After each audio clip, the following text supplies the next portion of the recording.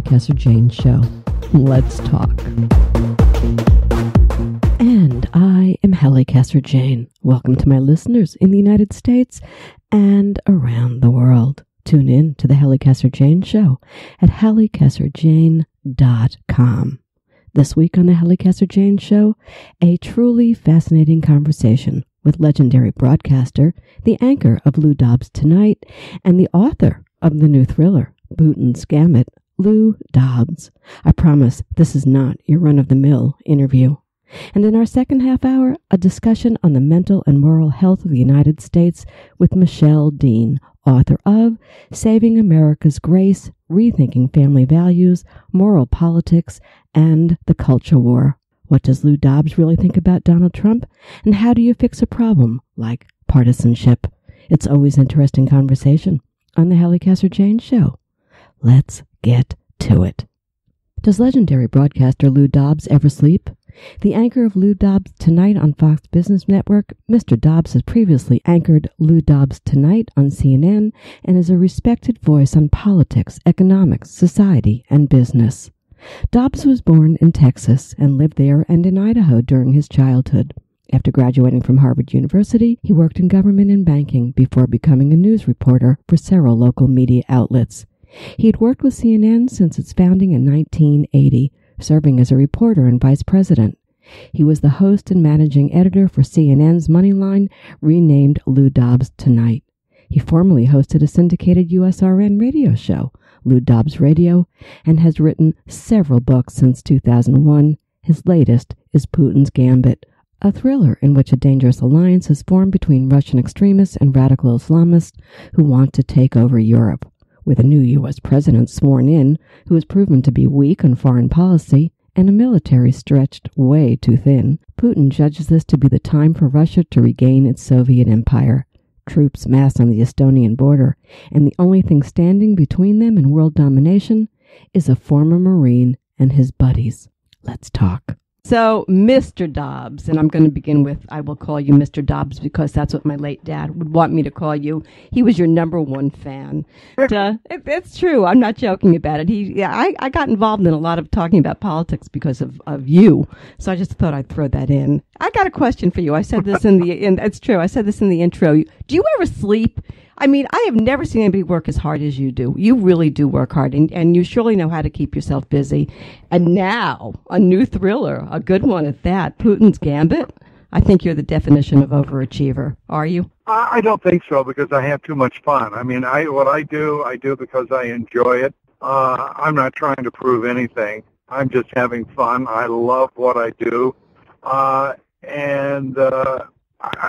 if that's overachieving, then I'm an overachiever. But I think that should be reserved for people who are far more serious and far more, just who take themselves a lot more seriously than I take myself. I know, but you have that face of yours. You always look so serious, and you're so smart, so it comes across as somebody like that. So I'm loving the fact that you've gone into this fiction writing. Putin's Gambit. Are you the luckiest man on the face of the earth, when you and your partner, James, this is the truth, James O'Born, you sit down to write a book, and now Putin's like the number one man in the whole world we want to talk to next to Trump, of course. Talk to me about how lucky you are. Well, you're exactly right, and it is, and I'm not one of those people. By the way, an overachiever wouldn't tell you that he was lucky, but I'm fully aware of how lucky I've been, not only in this book, but in life itself. But when Jim and I started working on this 2.5 years ago, our purpose was to focus on the threat that we thought was being minimized by a sitting president by the name of Barack Obama, and to bring in as an entertaining a fashion as possible a real thriller read for our folks, and at the same time a lot of value added built in about what is really going on between the United States and Russia, and how concerned should all Americans be about Russia, and why in the world did we have a president who was passive and unmoved to act in the national interest, even as Crimea was taken over by Russia, and And the Ukraine, its eastern borders, were just overwhelmed by Russian troops. It's an extraordinary time, and that's why we started the book. And as events have worked out, it's timely, and it looks like we were prescient, and that's great fun too, because when you get lucky and you're right, that's kind of nice. Talk to me about Putin. How do you see him? Who is this guy? There are a lot of powerful world leaders, but Putin, he's the stuff of great fiction is made of. Right? Right. Absolutely. He is also the stuff of which the Soviet Union was made. Committed, bright, intelligence officers serving the will of a dictatorial, authoritarian state, a communist state. And it is truly remarkable what he has achieved. It is, and very little notice is given to the fact that he is the man who created the oligarchs. He is the man who decided when the oligarchs were being handed factories and resources and commodities and whole manufacturing facilities, he decided who got what. He is the man as the KGB who was building dossiers and relationships and networks and obligations on the part of the oligarchs to one person, Vladimir Putin. And he has been brilliant throughout, a clever politician. But in many ways, his success is based on his training and his capacity as one of the best clandestine intelligence officers, ever in the service to either the Soviet Union or Russia itself. So let me throw this out at you. I'm curious as to what you would say when I say what I'm about to say. I think Putin's image is just as much a contradiction as Donald Trump's is. Do we have a handle, really, any of us, on either Putin or Trump? Hear me out on this. Or are they both, Putin and Trump, who we want them to be, depending upon our political points of view, how we see the world? Both men, right, seem to me to harbor sort of a chameleon quality. Your thoughts? Holly, I think that's an interesting perspective. And of course, it is in some measure absolutely true. Because clever people always project themselves in the way they most want to be seen, but very few people get to carry it off. Donald Trump bared his entire soul before the American people in order to be elected president of the United States. And he bared the real Donald J. Trump. He bared that truth about himself in ways that no other American president in history has done. We know the real Donald Trump because he's had such a remarkable career, public career, working on brands and public images and his own fortune, of course. But when he ran for president from June 16th of 2015 to Election Day in 2016, November 8th, we saw everything about him, warts and all, as they say, and still he was elected. Interestingly, about Vladimir Putin, we know only what he has permitted us to know. And we have, of course, assessments by our intelligence agencies, but we are bombarded with projections of, famously the wrestling tigers and shooting big game and fishing. He is a man of action in the great outdoors. We don't know if he's ever fired a round through a hunting rifle or actually baited a hook on a fishing line. But that's the projection. And it's fascinating to me this also, that I'm alive long enough to remember Kennedy a little bit. You too. First, man of television. Man of created president, if you will. FDR, I suppose you could say the same thing in one way. But when you see these two leaders, it seems to me interesting in the fact that they project what we want, they think we want them to be as well. I'm fascinated by this caricature presidents have and world leaders have today. It's different than way back when, no? I think it's different because of frankly, those who control the media now. So many large media outlets are controlled by vast corporate titans, whether it be Comcast owning NBC and Universal and a vast, just a vast range of media outlets, or Time Warner and its control over CNN and Warner Brothers and vast media outlets, entertainment, and the list keeps going on. The Washington Post, controlled by, this is the iconic American newspaper, the stuff of legend and lore, Watergate, the Graham family, and all of a sudden it's in the hands of Jeff Bezos, the founder of Amazon, and it has only one purpose, and that is to do what he says as the owner, the only owner of the Washington Post, without any regard to public service. It's in regard to the service of the Washington Post. It's in service to the Democratic Party and its left-wing owner. It's a blog, in effect, for Jeff Bezos, with immense power over our political system. The same can be said of the New York Times, once a tremendous journalistic organization, now reduced to being a blog for Carlos Slim. Carlos Slim, one of the few, one of the richest people in all the world, and one of the few titans of Mexico, south of our border.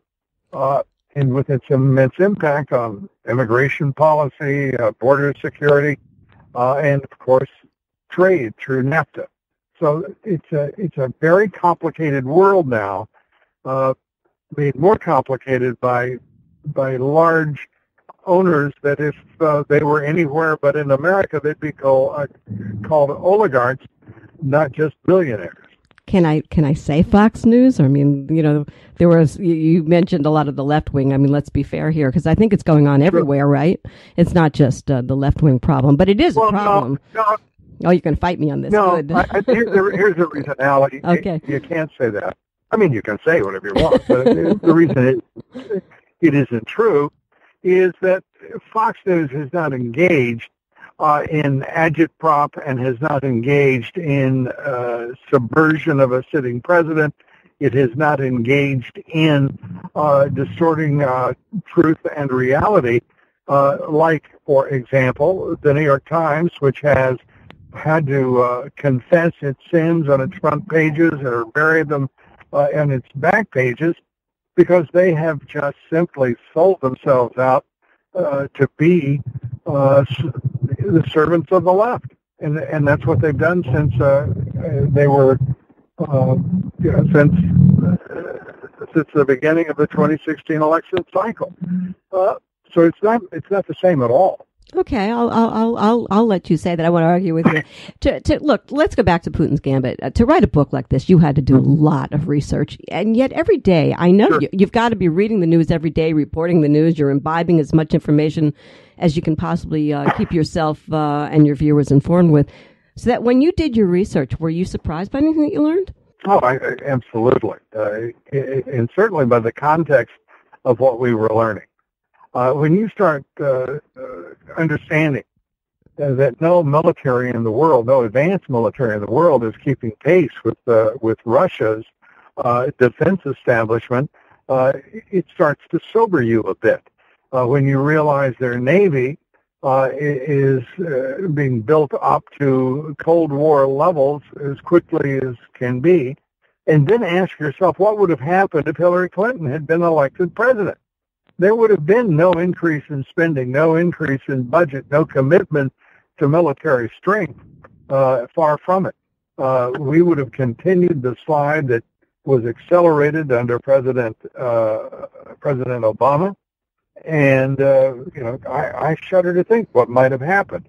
We're very fortunate that this has turned out to be a reversal of fortunes, the election of Donald Trump, when it comes to our military strength and the strategies that we're employing now around the world.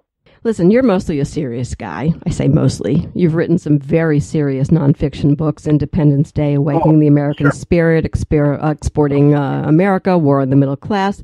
Why'd you turn to writing fiction? And before you answer that, I'm going to give you a two-parter. I shouldn't, but I will. Do you think that fiction can be a greater purveyor of truth than nonfiction these days? I think the problem is there's a very slim, thin line of difference right now.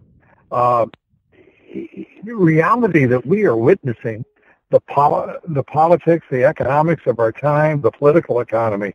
Could you imagine a character like Vladimir Putin in the Soviet Union, one like Xi Jinping or Kim Jong-un in North Korea? This is flabbergasting, what we are witnessing. As the European Union is trying to tear itself to pieces, Donald Trump is the savior. He's cast himself as that, and by the way, proving himself to be very able at it, restoring prosperity, at least in the short term here, turning the country to its business, protecting borders. So there is when it comes to thriller writing, how do you top what is happening when Russia, in full view of the world, takes Crimea back and puts it into Russian hands, and not a shot is fired. Not a shot is fired. NATO, everybody, the National Left-Wing media went nuts when President Trump elected. It's stunning stuff. I got to tell you, I am with you on that. I never understood that whole thing and why nobody uttered a sound. It is a disgrace. Yeah. I'm happy to say it with you. Well, right? Absolutely. And now we're sitting here, people, I get a kick out of some of the so-called intellectuals who are trying to berate and denigrate Donald Trump and his administration, when in point of fact, he has taken more initiative in foreign policy, has already done more in 5 months than any president in history. And they're asking, what is he doing? Well, first he's trying to educate some really Luddite leaders who are, for the most part, Republican in the House, Republican and Democrat in the Senate, and trying to bring them into the 21st century by acknowledging, you ask what was a great surprise? Here's one surprise that I think most people will acknowledge is shocking. The only country in the world with more ICBMs and nuclear warheads than us is Russia. And we've got more people treating them as if they were some sort of servile third world country that we could just continue to insult. This is a very dangerous path that Barack Obama has taken us upon, and it's going to take time to reverse the view and the ways of Congress and the Senate and make them understand that this has to be a responsible, mature, respectful relationship between the only two countries in the world that can destroy the planet in 24 hours, period. Question. I know you're a big Donald Trump fan. I know how much you respect him. What don't you like about Donald Trump? You know what I don't like about it? Tell me. I very little. You know why? Because I have enough. Do I wish that he were somewhat milder in tone at some point? I suppose so. I could criticize a couple of things about it, but they really don't amount to anything. Because we needed a man who was a disruptor, a man who was brash and bold and unafraid to take on any uncertain circumstance, and have confidence that he could alter the outcome that would have been were it not for his presence. So, I'm not kidding. My cup of tea, would he be the first guy I would have said, Lou and Donald ought to go drinking together. They'll get along great and talk and have great stories. All of that may have been true, but he wouldn't have been first on the list.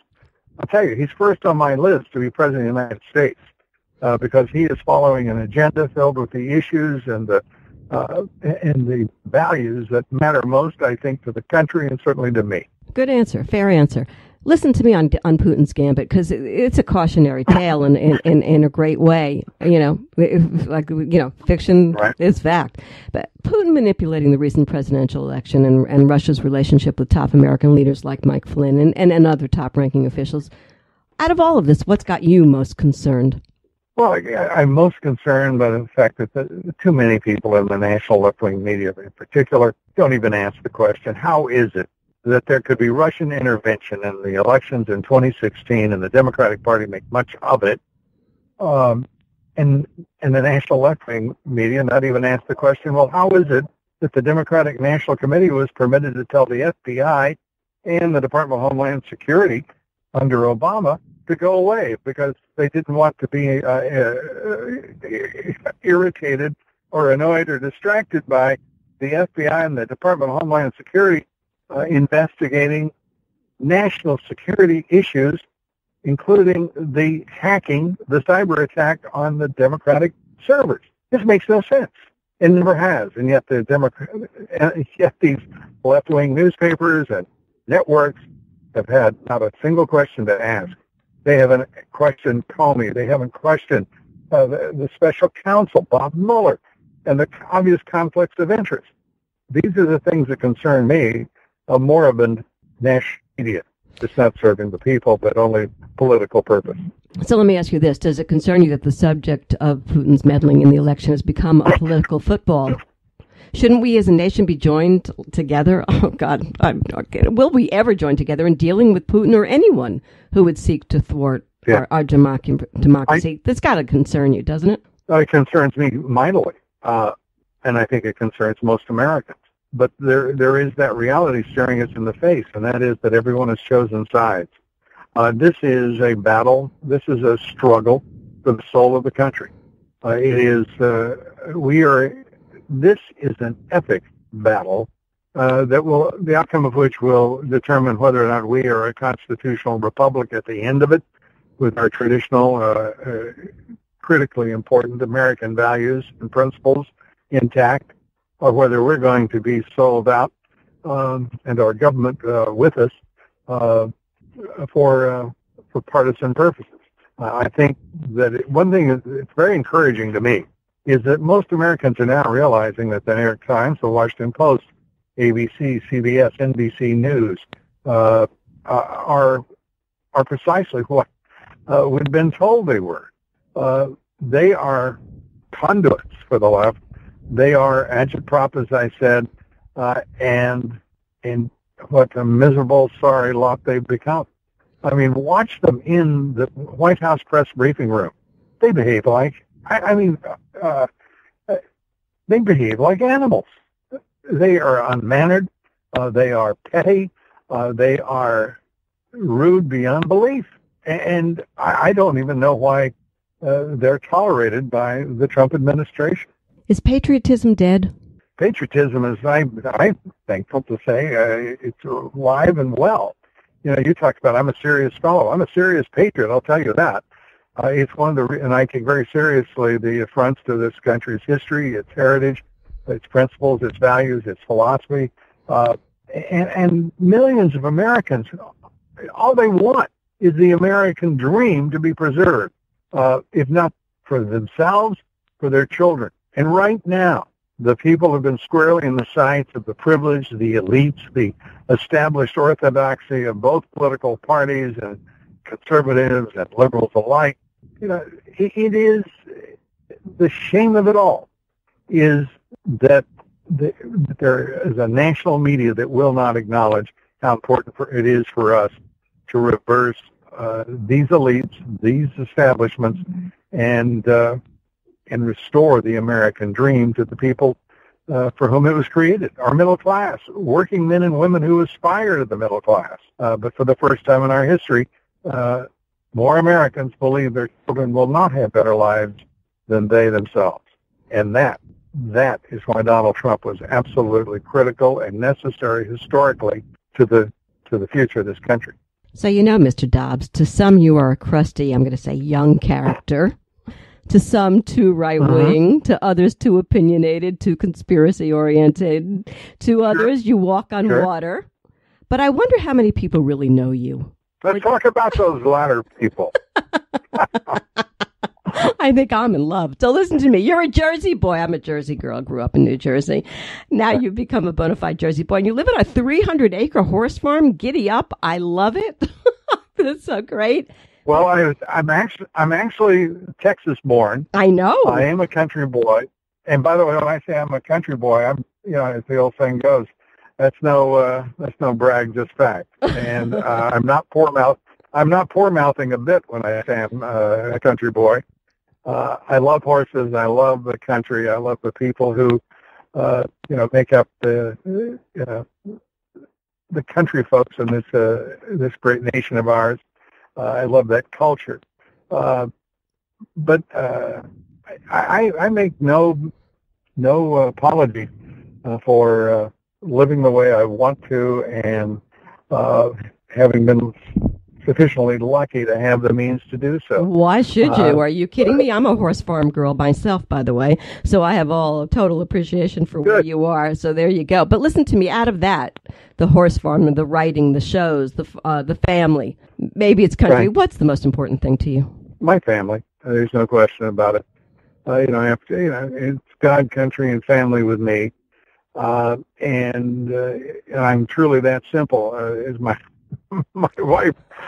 We've been married for almost 40 years. She said, she never dreamed I was really as simple as I said I was when we were dating. I'm a very simple fella, and I try to understand life's complexities, but I'm straightforward. I like people who are, and we have so much that's worth preserving and so important to preserve for the world. I can't abide anything, much less than patriotism, from every American. And I know that the left, some on the left, and the right want to do the right thing and have a different idea of it. But there is also a subversion element to what is going on now in our politics, and we have to acknowledge it and rise above it and deal with it and understand the real politic in this world and its impact on Americans who sometimes are less fortunate than we are, sometimes who simply don't take the time nor have the time because they're working so hard to know as much about our political system and our economic system as they should. We've got to do a better job, and it's that simple. And the folks who are the establishment have had it their way too long. We need to do far better for all Americans. So one last question. I promised you I would stick close to 25 minutes. Here we are. You're great. All right, so one last question. You're great. All right, Daron. One word. Mr. Lou Dobbs. I'm going back to my dad's way of talking about you. Mr. Lou Dobbs, one word. How would you describe yourself in one word? You thinking? I'm thinking, and I promise you, I didn't promise you one word, but I guess I implied one word. I'll put it in one phrase. Will you accept that? I will accept that. I can be counted on, and that's my great pride, to be such a person. You're a good man, Charlie Brown. Nice to have a couple of minutes with you. Thank you. Thanks so much, Holly. Appreciate it and enjoyed it. Thank you. I've been speaking with Mr. Lou Dobbs, along with award-winning author James O. Bourne, the authors of the new international thriller, Putin's Gambit.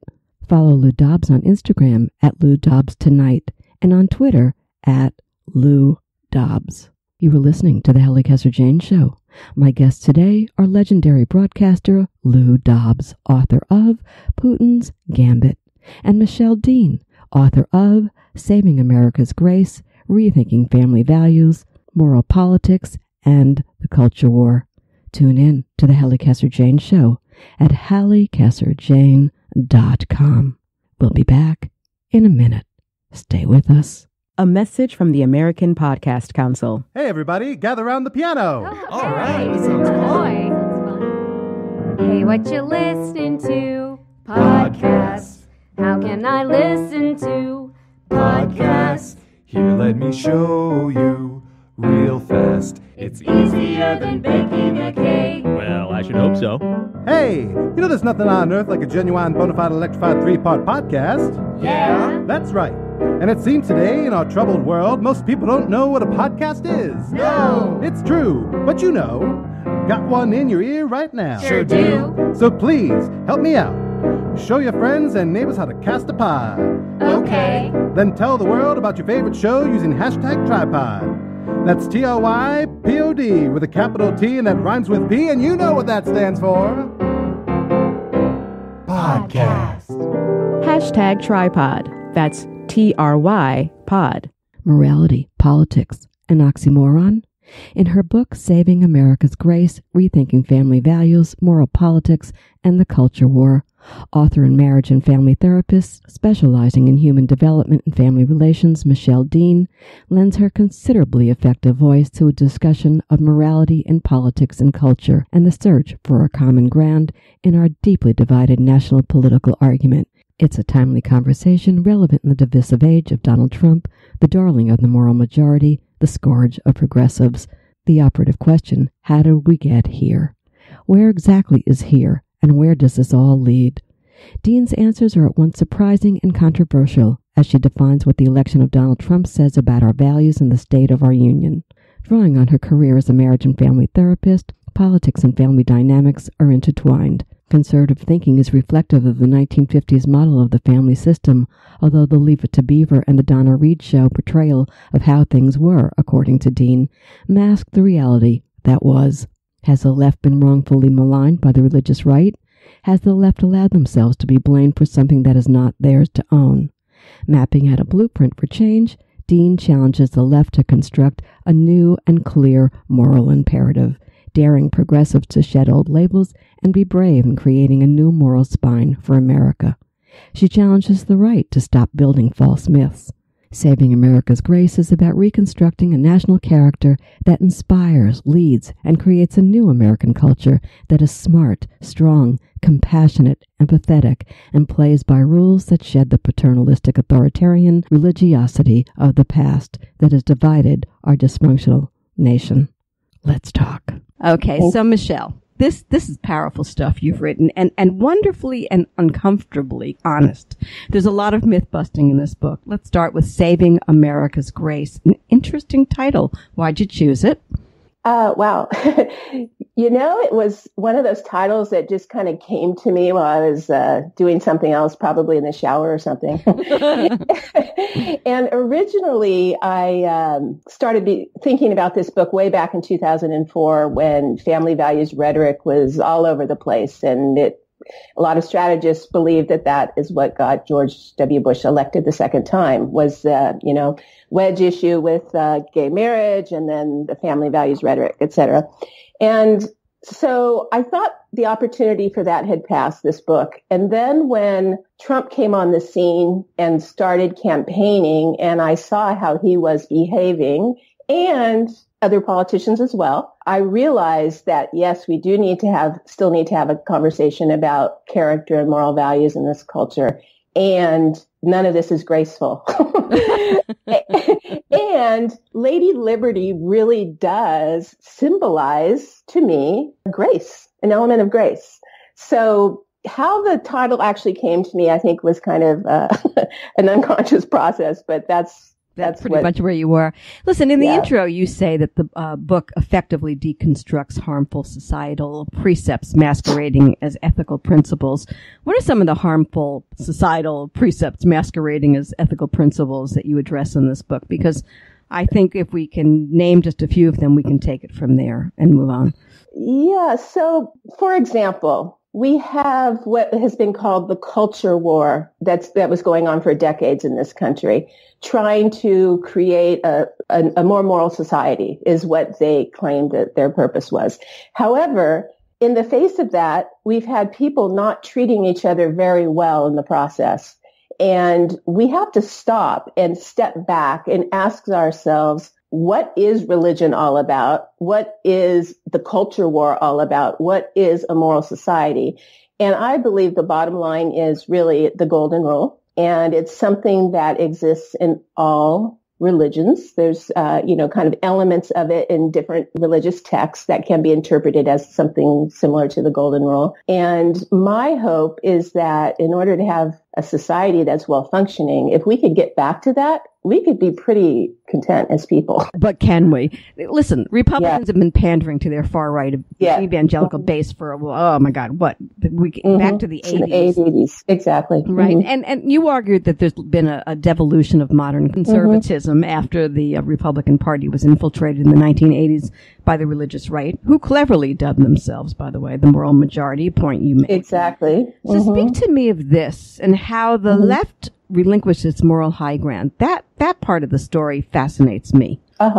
Yeah. So, George Lakoff was actually the first. He wrote a book called Moral Politics. I don't know if you're familiar with him, but he's a cognitive linguist from UC Berkeley. And he really broke down the family values rhetoric and looked at what the Republicans were doing, which the Democrats were not doing. And that is they had a moral narrative.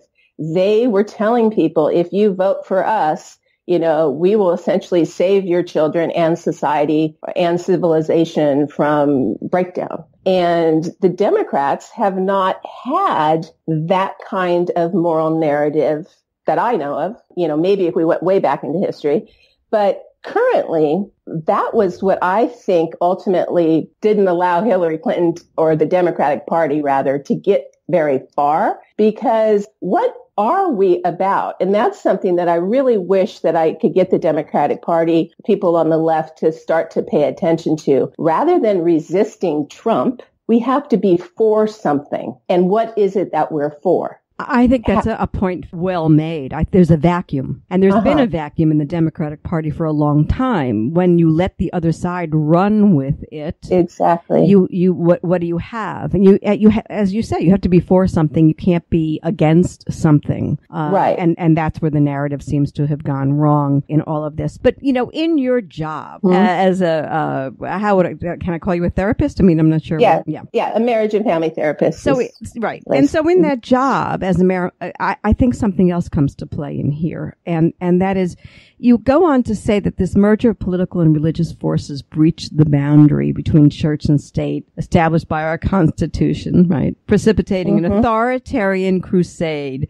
This is a quote, to impose laws based on religious beliefs, which is a blatant disregard of America's founding principles, and yet they get away with it. That's a horror to me. And I was just on Facebook, by the way, with one of my followers. And I was saying to him, Trump seems to be able to say and do, the Republicans seem to say and do whatever they want as ever foolishly as they like to.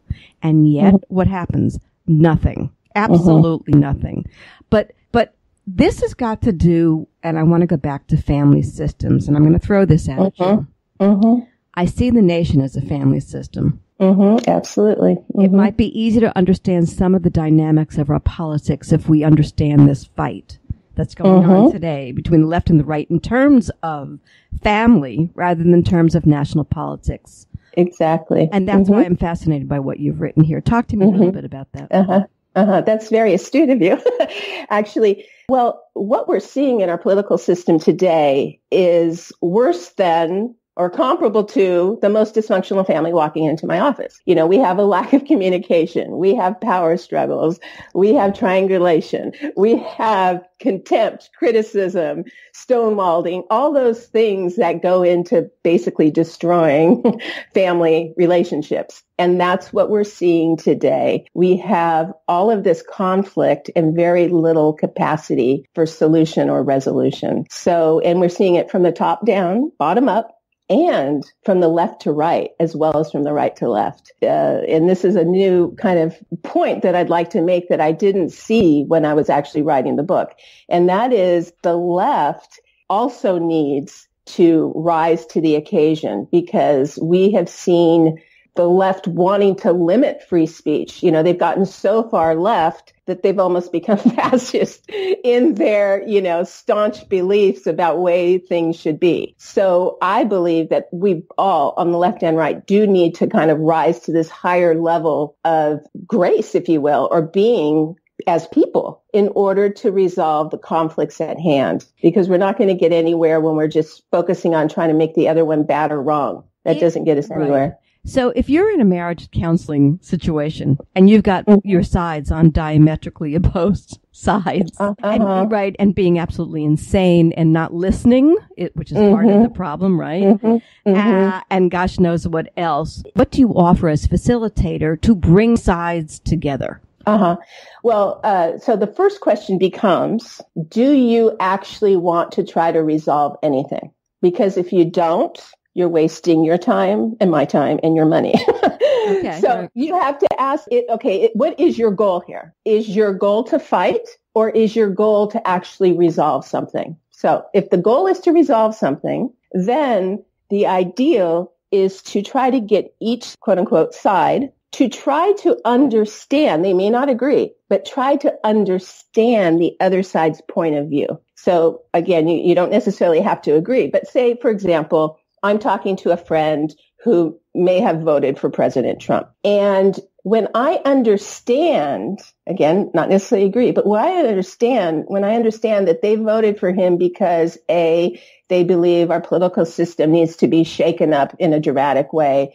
B, they didn't trust Hillary Clinton. C, they felt like he could straighten out the economy. When I can understand where they're coming from, it's less of a sense of putting up your dukes and fighting. I might not agree with any of those points, but at least I can understand. And then it kind of humanizes people. You kind of have a sense of empathy or compassion for why they made the choices that they made. So in a marital situation, for example, if you can get each other, first of all, to agree that they want to resolve something, then second of all, to try to understand the other's point of view, then you can start to move into a common ground. But everybody wants to win. I want to go to this. Okay. You talk about this, and I think this is also one of the things that really got me onto your story. First, the nuclear family versus the extended family. And within the context of this conversation, perhaps we can take a look at the paternal-centric authoritarian model that is Donald Trump, and a look at the moral majority hopes versus a more progressive model. Maybe, and hear me out on this. Maybe we should look at it as Leave It to Beaver versus what? Friends. We see the world differently, and that's our perspective. And you come into this meeting, first you have to get to trust, right? And then what? Because that's the part that nobody has the answer to. What do you do to get to listening? Is it just trust, or is there something more here that you have to facilitate?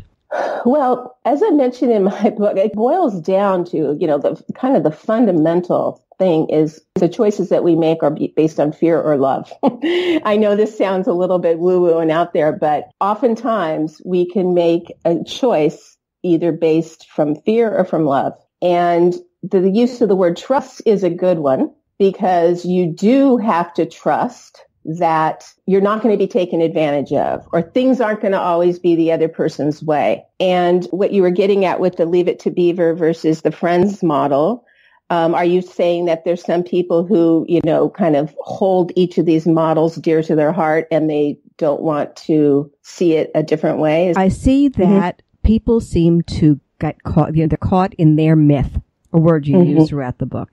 They are caught in their myth. However it was that they were indoctrinated. That's the myth that they believe. And how you get from a Leave It to Beaver myth, which you, by the way, destroy the book, we'll talk about that in a minute, to the Friends model, which is a more open, inclusive, less authoritarian model, right? Freer. I don't know how you get the twain to meet. That's where my issue was, because it is indoctrination. If you were raised Catholic, what are the chances that you won't be a Catholic throughout your life? If you're raised a Republican, what are the chances are that you balk the system? It's funny you use those two examples, because I was raised Catholic and my family was Republican. I know, and my family is Republican too, and I'm not. But I still maintain my Judaism, which I was raised as. I mean, you know what I'm saying? Yes, exactly.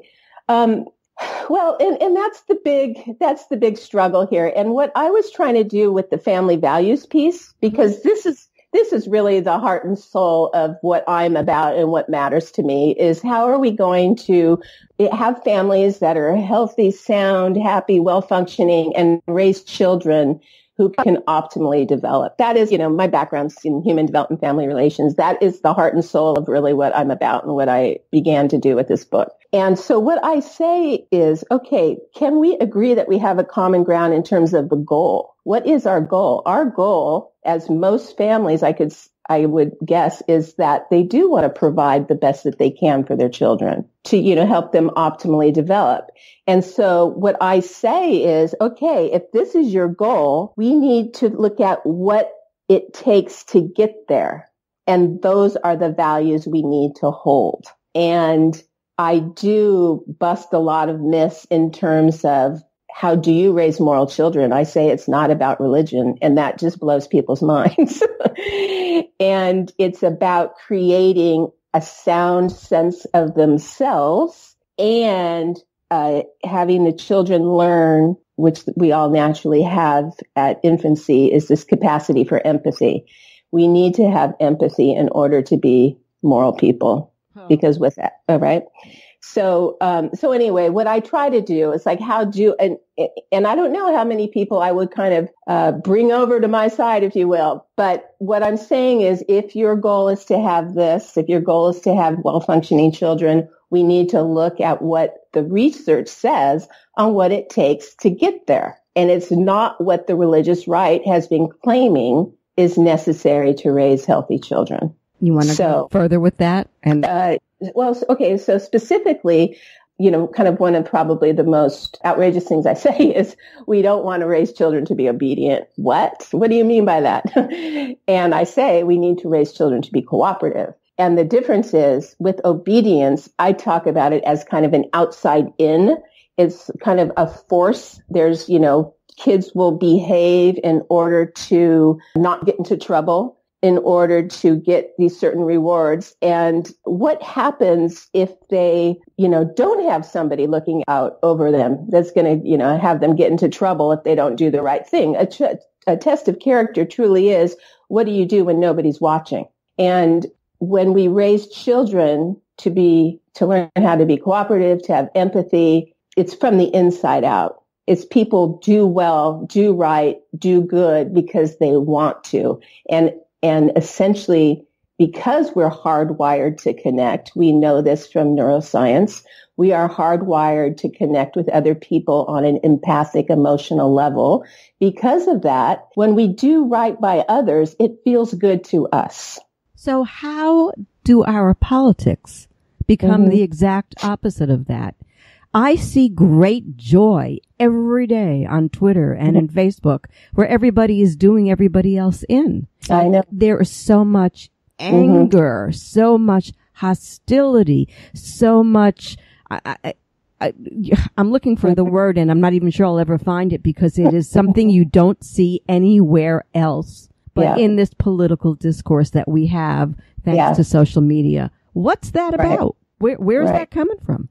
Right. I can't even, even some of the things on the left that I used to subscribe to online, I don't even read it anymore because it's just the same old thing. And I don't want to get pulled into that negative vibe, as the kids would say.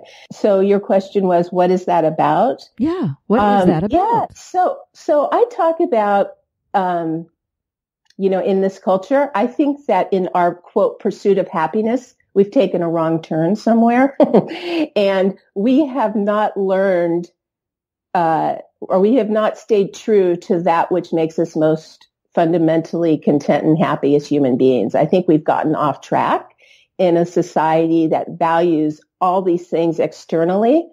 And, how much you make, what you do for a living, what brands you wear, that type of stuff is very superficial. And I believe that we have kind of this hunger that is not satiated because we're not going about the pursuit of happiness in the right way. No, corporate America. Yeah, I was going right there with you, kiddo. I was going to say, capitalism is imploding on us. Yeah. And I can tell you, I'm in Europe right now, and the view from here is very different, I have to say. And it's eye-opening. Because the view of America? Yes, or the view of America, the view of everything that's going on in America. Europe is still old world. There's still a slow pace here. They still stop at 4:00. I don't care what country you're in, whether it's, in Spain or whether you're in Germany. At 4:00, everybody stops and you have a cup of tea and you sit down and you just stop. Well, God forbid you did that in the United States. You'd be fired. No, exactly. Right. Exactly. And I say that often to my friends, that is what I love about European countries, that it's a slower life and it's more basic and real. And what these people do when they sit down and have tea or coffee is they connect. They communicate. Yes. And we have become so disconnected. I mean, we're connected, through digital means, but we're not connecting eye to eye. We're not making eye contact with people. Even parents aren't making eye contact with their kids. I see them at the park on their phones while their kids are playing on the structure. What happened to interacting with your children or at the dinner table when you're out at a restaurant? We're becoming less and less connected to people. And the research on happiness shows that the people who are most happy are those that have connections, important connections, meaningful connections to others in their lives. And we're losing that. We're losing that. And my assessment of it while I was reading your book, I was thinking this, is that what is behind this, listen to the word I'm going to use, is abject fear. Mm-hmm. People are afraid of each other. Mm-hmm.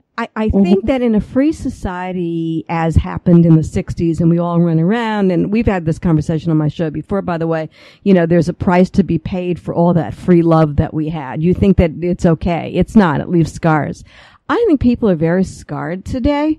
And I think what we're seeing in our political discourse is a result of that scarring. That this is the negative effect of an open and free love with no rules. Mm-hmm. A world with no rules leads to this. And in that same sentence, I'm going to take you here. I'm going to say, because you discussed the so-called decline of family values. I'm not so sure it's a decline as it is an epic fail by a destructive rather than a constructive model. And maybe tradition isn't necessarily always good, but I don't think the opposite of that is good either. Well, yeah, exactly. And so that's the big question. What do we put in its place? If we don't, because that's what people want, structure, and people need structure. And it's like, okay, well, without traditional family values, what do we put in its place?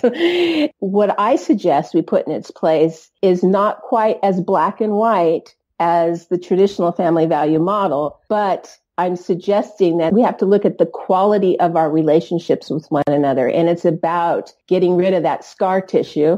Yeah. We are scarred as humans. We do operate from a place of fear. Even parents with their children oftentimes are operating from a place of fear and reactivity as opposed to what's the best way to respond. Now, I'm not saying parents are bad or wrong. Parents have good intentions, the best intentions. However, something gets in the way where there is an epic fail, where, we are in divorce courts, where our kids are in therapy offices. And I'm trying to suggest that we need to look at what we can do differently. And that really is about kind of evolving ourselves as people. And one of my favorite books that I think applies so much to what I'm trying to talk about today is M. Scott Peck's book, The Road Less Traveled. Great book, yeah, fabulous. Right, back in the 70s. And he talked about this notion of personal discipline. So I think when you're talking about the Free Love Society, that's what happened, that there were some good intentions there, but we lost that personal discipline of, the integrity. What does it take to be have integrity of character in any given situation, whether it's with a lover, whether it's with a child, whether it's with your fellow citizen, whether it's as a politician making decisions that are going to impact the rest of the country. And let me jump in here and also say this, that it would take it back to politics. It's very easy to have an argument with somebody who you really don't know, who you've never met face to face, who you're not going to see tomorrow. And if you want to say, I defriend you, it can happen in a second with no consequence whatsoever. And I think that also plays into it. I have a lot of friends, by the way, who after this election got off Facebook, completely cut themselves off from everything online. I don't know if I could do that, but I get it. I totally get it. And months later, they're happier, they say. Their lives are more fulfilling. They're not as lazy. They're getting out. Yeah. And it's a matter of, are we going to be engaged and caught up in the world through our computer screens or through the world that we live in. Dimensional world, right. Yes, the dimensional world. And that includes nature, that includes other people. And I think this is where we're getting more and more disconnected from our souls. I use that term in my book, that we're living in kind of a sold out society. We're losing touch of that which is most meaningful to us. And that's, the real relationships. And it's not the fighting on Facebook over opinions and beliefs, or even wanting to hear other people's arguments that you agree with. That's not going to be ultimately what really nourishes our souls. And in terms of the politics and, how this is all playing out in our culture, I've always said that Donald Trump really isn't the problem. He's the symptom. He is. Yes, that's what we're seeing. Mm-hmm. I've written that myself. I totally agree with you on that. However, that still doesn't excuse the insanity this man is putting out on this world right now. And we have to put him in perspective on that level. On the other hand, the people who are following him, hook, line, and sinker, no matter how disgusting he might get. What does that say to you? Mm-hmm. Well, if we're talking about other fellow politicians. No, I'm talking about his followers. So again, I think that what's important is that we try to understand where it is that they're coming from. There are going to be those people out there who are kind of at the lowest level of the good intentions, if you will. Yeah. You can say that too. I mean, right? And he used that to help himself get elected. We know that. And that exists. And you know what? And part of that has always existed in America. We don't like to admit it, but we started out as a country where not everybody was equal. We had slaves. But here's the thing about America is that we are continually trying to evolve to become better and better and better. And that's what we have to do. Have more grace, kind of live these ideals that our founders had laid forth, and, freedom, equality, and the common good. I'd say we're probably the basic fundamental values. And if we can connect with other Americans on those levels, at least, and I think that the people, that we're talking about, the low on the food chain, those are the people that are in probably most fear of losing their jobs, fear of seeing, their communities just disappearing because of the loss of, industries in their towns. That, if we can relate to them on that level and really hear what the issues are that, that they're fearing, I think that would take us a long way. Well, so then you're talking empathy. Yeah. And that's empathy and the golden rule. So is grace the answer? I think grace is the answer. and even if we just live it out on a daily basis with ourselves, you will notice that you feel better. If you, see somebody that's, you're going to fight with them over that parking spot, or you're going to just let it go and say, they're probably in a hurry and they have to get somewhere. And, you can make choices like that on a minute by minute basis that have you feeling better and makes a nicer society. And, we may not be able to change the words that come out of President Trump's mouth or the behavior on that level, but we can start to live moment by moment. We can start to be as, the change that we want to see in the world. And ultimately, you ask yourself, well, how do I feel better? Do I feel better when I'm being loving, or do I feel better when I've got my dukes up? And I don't know. That's just my hope. I've been speaking with Michelle Dean. Her book, Saving America's Grace, Rethinking Family Values, Moral Politics, and the Culture War. For more information, visit Michelle Dean's website at michelledean.com. Thanks so much for tuning in to The Hallie Casser-Jayne Show, a production of RESEC LLC. The Hallie Casser-Jayne Show posts new podcasts Wednesdays, 3 p.m. Eastern. Visit HallieCasserJayne.com.